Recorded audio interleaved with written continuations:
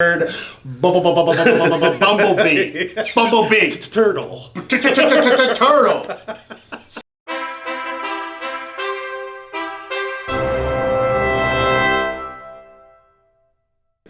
Like this.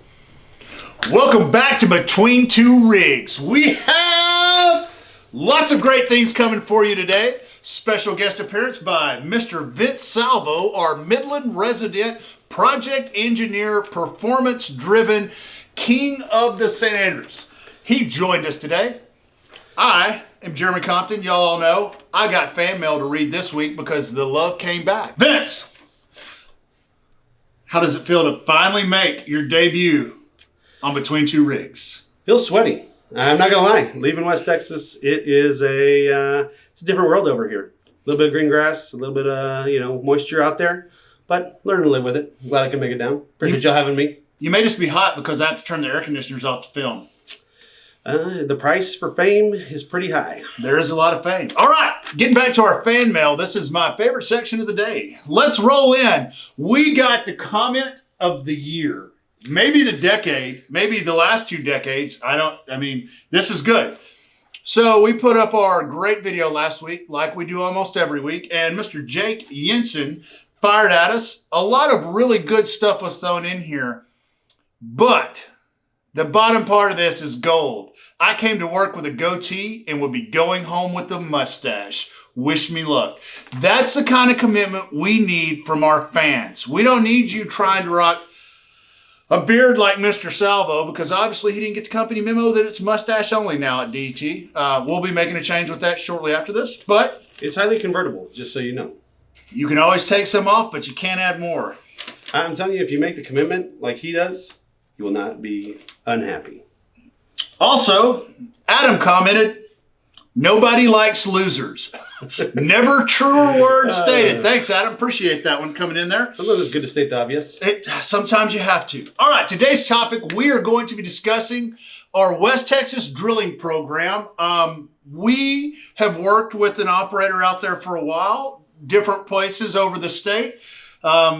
They really brought in DET to kind of test the market, see if we could bring some performance to the table, get their program going. Why don't you tell us a little bit about that, Vince, and kind of what we've seen in the last 2 programs we've done for them? Sure. So when we came in, we knew immediately when we looked at the program that there was going to be some potential room for improvement. So we went about working with Riley and their team that they had in place and really scouring through their data and trying to understand where all those potential improvements were. It's been a pretty good effort in this program that we put together, where we have turned out to drill some of the best wells in Yoakum County, and I think what we believe to be the best 1.5 mile and 1 mile lateral in Yoakum County ever drilled. So we've made some good improvements, and we know there's still more room to improve. So I think over the life of this program and over the partnership with this operator, we've identified plenty of opportunity for, I think, Everett in the field, and it's kind of set the bar. And we're looking forward to try to potentially help others in the area perform the same way we have over this 10-well program. And I think something that's really, we just didn't come into this program with speed is our goal. No. Like, that was really down the line. There was a whole list of criteria that Riley wanted for us to accomplish.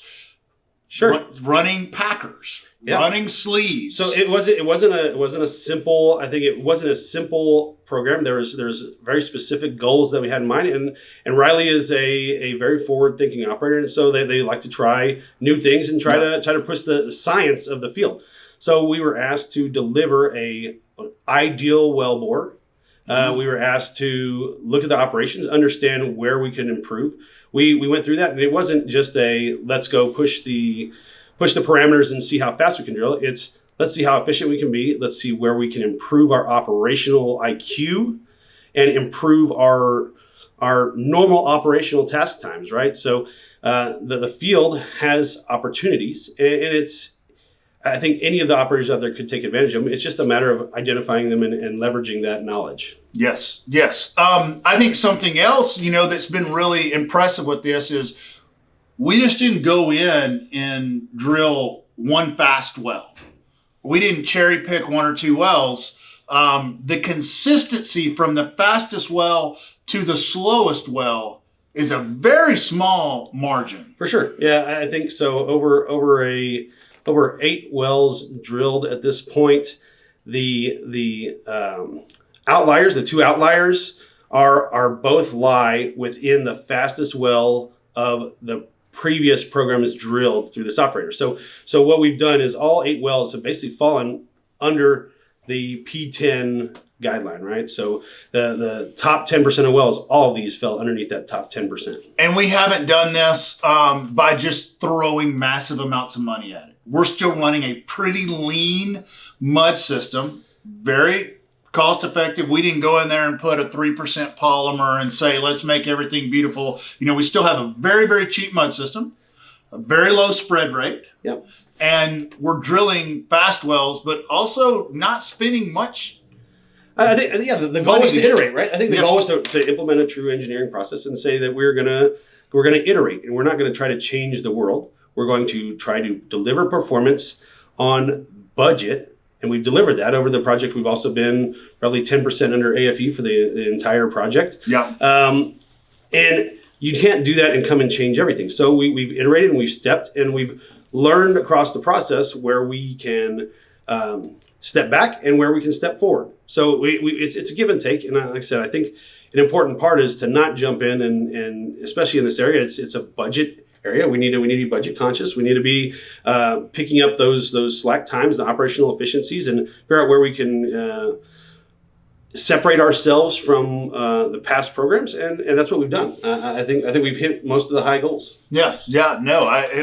Our curves look really good. Our laterals, our ROPs, and our laterals are way higher than what we were still staying on plan, still staying in our target windows, and delivering, you know, a really high quality wellbore that for the most part we're tripping sleeves and packers to bottom. Yeah. We're not having to fight a wellbore that's, you know, 1.5 miles long that's yo-yoing all over the place. We're drilling rifle barrels and we're tripping casing to bottom. Yeah, and I think one of the good pieces to look at, you know, so over this program, we've drilled across the harder drilling sections of the field and some of the easier sections of the field. And one of the areas where people get hit up here is where the chert and the lateral. And through our drilling practices, we've really mitigated the exposure to risk from damaging bits. We see some of these harder drilling areas where there might be 2, 3, 4 bit trips, and we just drilled a chert section where we drilled half the lateral. We had to make 1 bit trip. We came back in and drilled